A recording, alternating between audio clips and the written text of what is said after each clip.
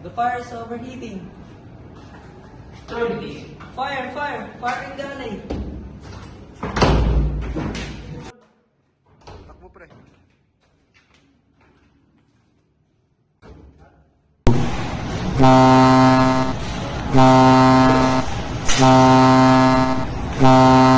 General, this is not a dream. I repeat, this is not a dream. Fire reported in Ghana. All crew master at the central station immediately.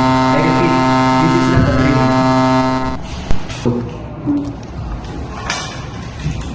Mayday. Captain, fire alarm activated. Fire reported in Gali area.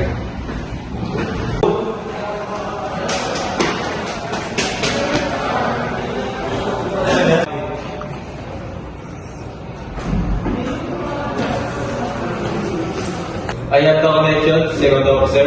Make the announcement again and ensure all personnel are mounted. 4. I'm activating the emergency response team. Sir.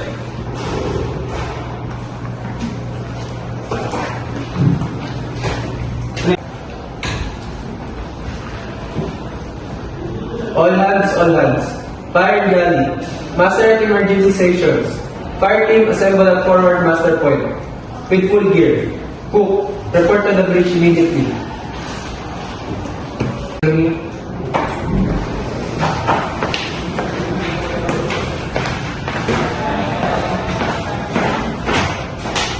Update. The prime malfunction, Tagalog. Flames approximately 1.5 meters.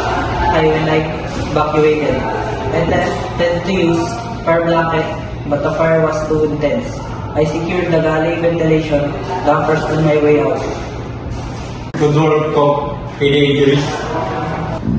No sir, I'm fine. Just smoke inhalation. Second officer, accountability report. Captain, all 8 crew members are accounted for. Chief Cook, here at the bridge. Fire team assembled forward. Chief Engineer proceeding to engine control room to manage systems. Bridge, engine room. I'm shutting down galley ventilation system and isolating electrical power to galley circuits. Fire pumps activated. Pressure at 8 bars, ready to support firefighting operations.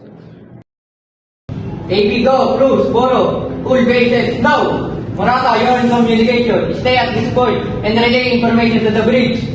Aye, sir. BA status secured. Communication is ready, Chief Officer.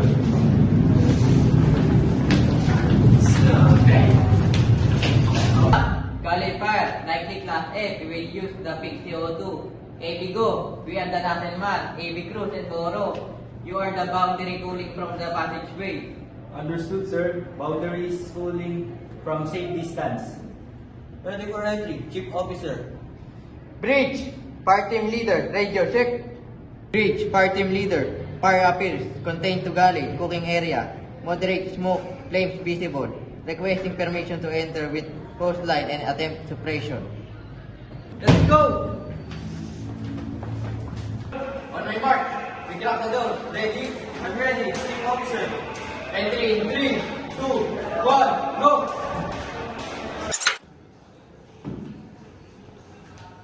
Flying, water pump to sailing to full galley. AB Cruz and Boro at pump slowing toward trial.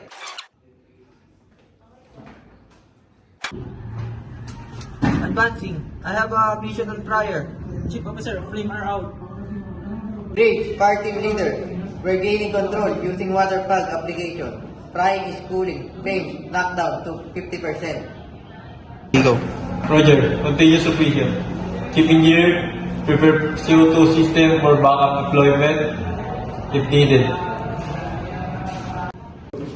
Confirm, continue application for another 2 minutes to prevent reignition.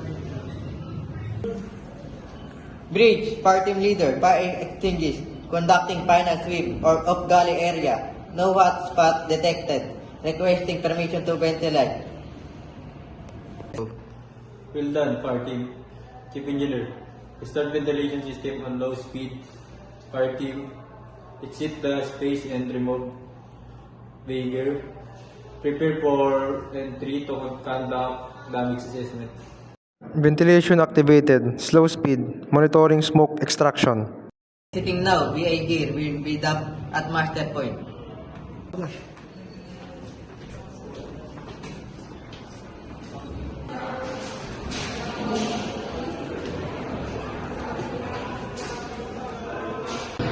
Excellent work, everyone. Chief Officer, damage report. Captain, fire originated in the prior due to thermostat failure. Fire damage contained to immediate cooking area, approximately 2 square meter. Smoke damage throughout galley, no structural damage to barrel. The fire is destroyed and must be replaced. Galley will be non-operational or estimated 24 to 48 hours, pending cleanup and equipment replacement. Chief Cook, can we establish temporary food service? Approved. Chief Engineer, system status. Fire safety system functioned correctly. Fire pumps perform as designed. Ventilation isolated work perfectly. I recommend inspection for all galley electrical circuit before re-energizing the space. The fire detection fire system required sensor replaced in the galley. They are heat damaged but did not their job. Second Officer, vehicular implication. Captain, we're 180 nautical miles away from Port Manila. ETA 14 hours at current speed. I recommend notifying the company and port agent to arrange for equipment delivery and galley repair contractors. Agreed. I'll make the company notification immediately. All hands, this is the captain. The fire has been successfully extinguished with no injuries and minimal damage. Excellent work by everyone. Particularly Chief Cook for early detection and safe evacuation. And our fire team for professional suppression. The galley will be secured for 24 to 48 hours. Temporary arrangement will be announced shortly.